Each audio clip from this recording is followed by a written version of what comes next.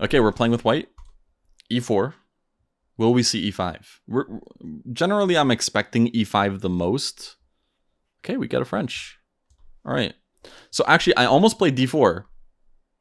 And it's good that I didn't. Because I want to be playing the King's Indian attack. So I don't know if I should start with knight F3. I'm going to start with knight F3. And then either D3 or E5. Should I go D3 here?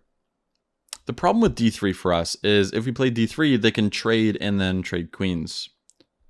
And I'm not sure I'm happy about that. Instead, you know what I could do? I could play Queen E2. Queen E2 does not allow the trade of queens.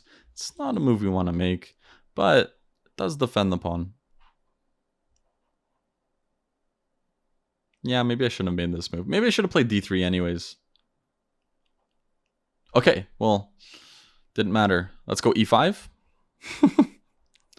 we gotta work on the repertoire now that we're starting to see things. Whenever we see the French now, we want to make sure we have our move orders correct. They're kind of just begging us to play C3 here, so I will happily play it. And let's continue with our plans of G3. So what we're going to do here is we're just going to develop pieces like a King's Indian, essentially. That's it. We're just going to be playing a King's Indian. So we could play D4. We want to be careful of like A6. We don't want to play D4 because then they had bishop E5. They didn't end up doing that anyways. And it's unclear where they're going to go. And this is a move I want to play that's a little tricky. It's A4. This is a move that gains space, but it also asks a question that's easy to miss. What are you going to do with your bishop? And they had a response, which is good. Because there, we were threatening B4, bishop B6, and then A5, actually trapping the bishop. Should I play D4 or not? With A6, it feels like they're unlikely to castle. So I think D4 is a reasonable response. They keep giving us the center. Eventually, we should take it.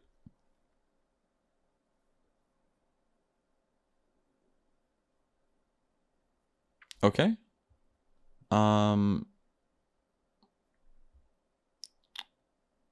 Do I play B4 and then B5? To attack the knight. Let's keep developing first. I like knight A3. I also like knight D2. Knight D2 I'm a little bit less happy about because it kind of traps in our bishop, but I think it's the right call still. Because we can play moves like rook E1 or rook D1 and then knight F1 and then get our bishop out. So this is exactly what we're going to do. Rook D1 and then we're going to play knight F1 here. And we're just trying to ask black continuously what are they doing with their king. Eventually they're going to have to move it. Are they going to castle short or are they going to play something like queen E7 and castle long? I think there's problems with both though.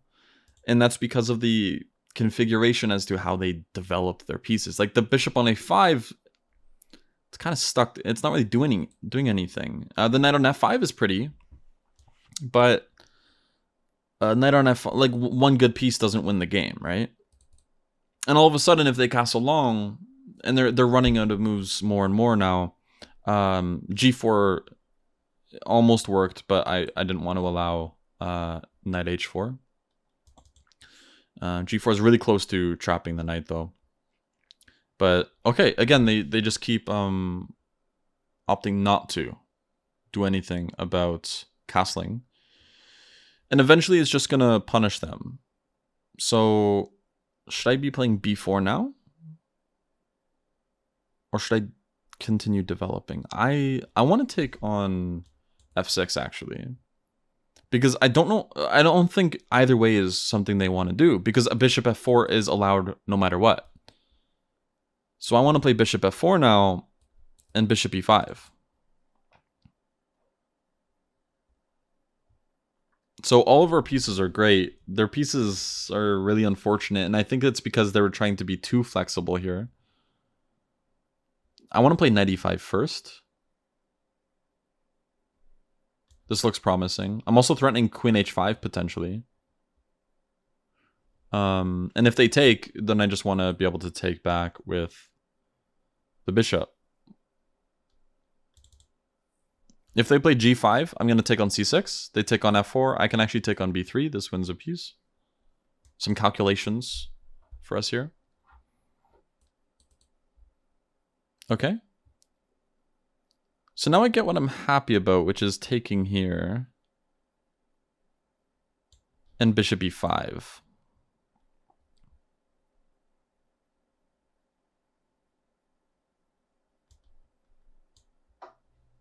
So the bishop's very good on e5. It's hard to trade off. Like, they have to play something like knight d6 to f7 or somehow get their bishop back to d6. And that's just not happening. I'm not going to let them. And in the meantime, we can continue our scheme of development. I just wish they didn't have this square on h4 here, but I would play g4 otherwise.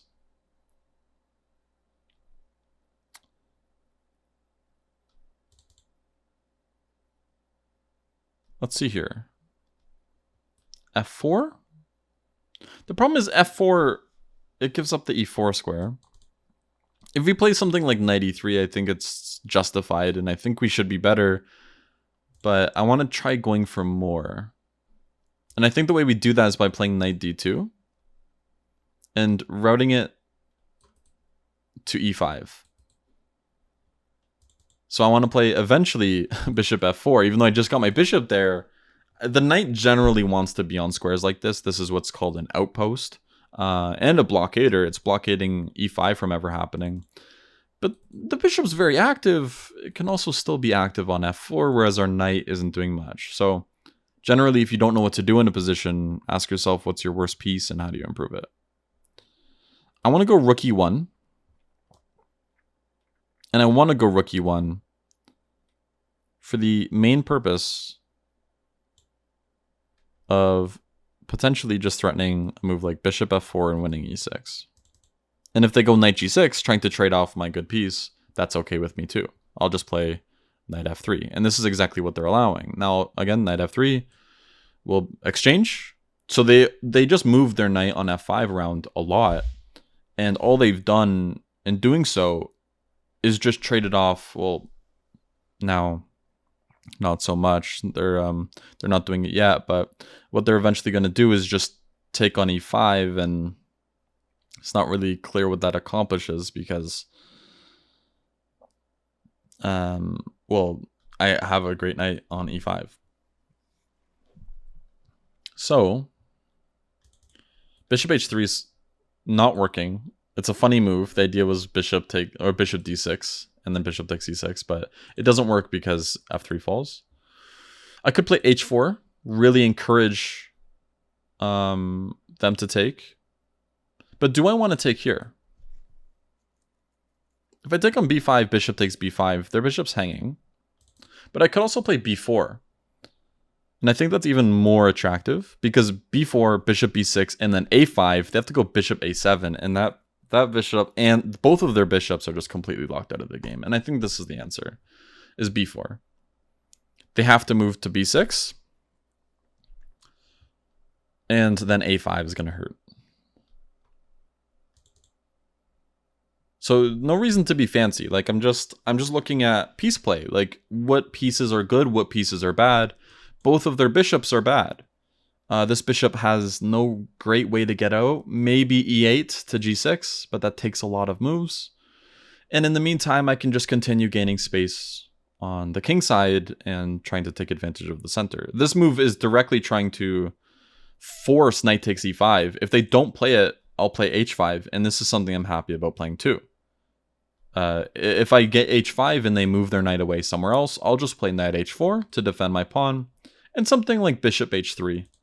Trying to target the e6 pawn, which could be weak.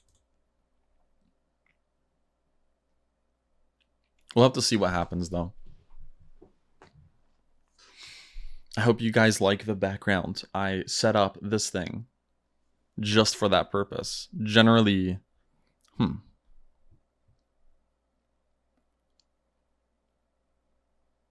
that's an interesting move.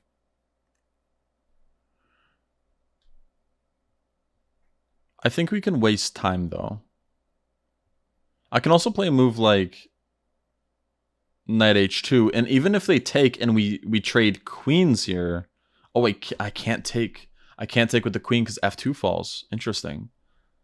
So maybe the biggest problem for me now is that I need to play rook f1 to defend f2 sufficiently. And after I've done that, then I can bring the other rook to e1. So if they play queen e4 here, do I take, yes or no? That's a good quiz for you guys. Because queen e4 looks like a good move for some reasons and a bad move for others. That's very vague, but it's intentionally so. I don't think we should take. Taking, they can take and they can start trying to activate their pieces. Instead, I should just play rook a to e1, reinforcing here. And this is what I'm going to do.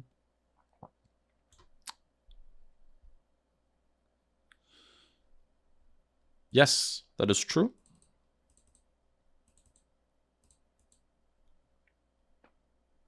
Rook a e1 is a good move.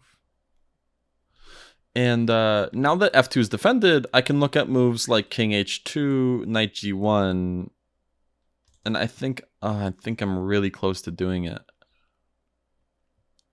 And trying to go after e6. So king h2 is a little bit of a risque move, but I think it's the right call. If they end up going c6, I can just take and take on e6. Yes, I am playing in over the board tournaments. Thank you for the follow, by the way. Not for the rest of this year, but next, like in January, I will be playing in another event. I don't know which yet, but I'm going to try to play at least one event a month. I will be playing a weekly event at the very least, maybe more. Wow, thank you for subscribing. I really appreciate that. Queen takes e6. So now we win a pawn.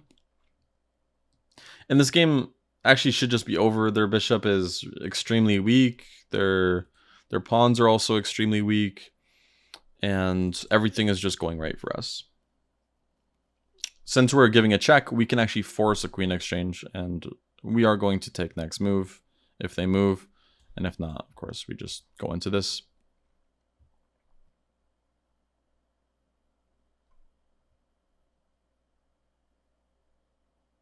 And now I actually want to play, funnily enough, king g1. The idea of king g1 is just to defend f2 so I can move my rook to e1 as well and not worry about moving my knight anywhere where it would hurt. Their knight was undefended, so they did have to deal with that. Let's just go rook e1, take over the open file. If they go bishop c8, this is a free pawn. I don't even know if I'd take it, because then maybe they go rook c8 and start activating. Actually, they can't even go rook c8 anytime soon, so it's probably nothing to worry about. Actually, yeah, king g1 looks really great now. And I'd love to play knight e5 and just end up in a... They're just forcing me to play good moves here. I think I have to take. I gotta take it. And here, knight e5.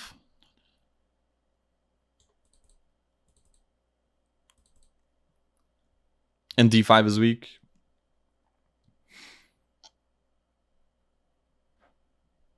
Yep, great. They can't really defend this pawn anymore. So that's good for us. Thank you, I really appreciate it, Art Chess.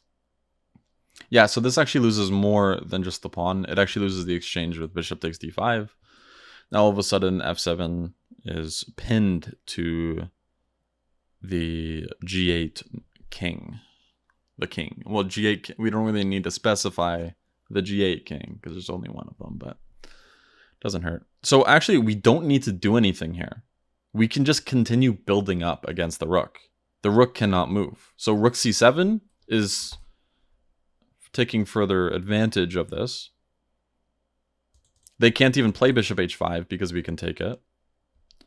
And if they move away, then we just win the full the full rook here. And if they make a move like this, what we can do is either we can take on g5, or we can take, or we can play rook e7, allowing bishop h5, and then we'd just play g4, attacking the bishop. g4, king g7 is what we have to calculate. But then we can just take, I believe. Yeah, we can just take, because they can't take on f2 because they're in a pin. So I think rook e7 is the way to go for ultimate accuracy, to be annoying. Bishop h5 to defend further, because right now I'm threatening to win a full piece, not just an exchange. Bishop h5, g4, bishop g6, h5. And then their bishop has no good squares to go to that defend f7. Okay, and now I can take on f7. I'm going to take with the bishop, because if we take with the rook, well, that's fine too, but this is also completely winning. Let's go rook e7.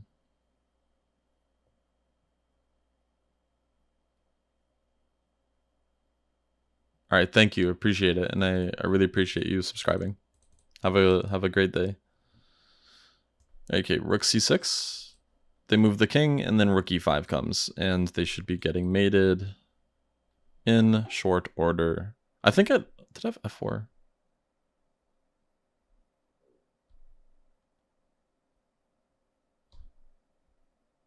Do I have f4? Does f4 checkmate? I don't know if f4 checkmates. Let's just go here. I'm trying to be too accurate. I don't need to. It's too much. Too much. Rook takes on f5. There we go. I'll recapture. Just watch out for stalemate, but luckily there isn't one. As long as we're just a little careful. Rook g6, rook f2 to h2 will be checkmate. If king g6, then like rook e5. I don't know. Maybe rook f2. Yeah, rook f2. All right. Yeah, good game. Let's check that one out. I think here, yeah, queen e2 is definitely not the right move. So after d5, knight c3 is a move, but I want to go for a King's Indian attack, and maybe I have to go e5 here. So what I would love to do is play d3. And if we can confirm that our opponents are always going to play c5, I would happily do this and play knight bd2, and we get our normal King's Indian attack. But what if here we play d3 instead here? And the idea is if d5, now we have knight d2, and we still get our King's Indian attack. And I think this is the way we should do it. Is we should play d3, knight d2, and then we can play knight f3, g3, bishop g2, and we get our normal stuff. Okay, that's the way we're going to do it. That's good to know. And that's going to be that game. Good stuff.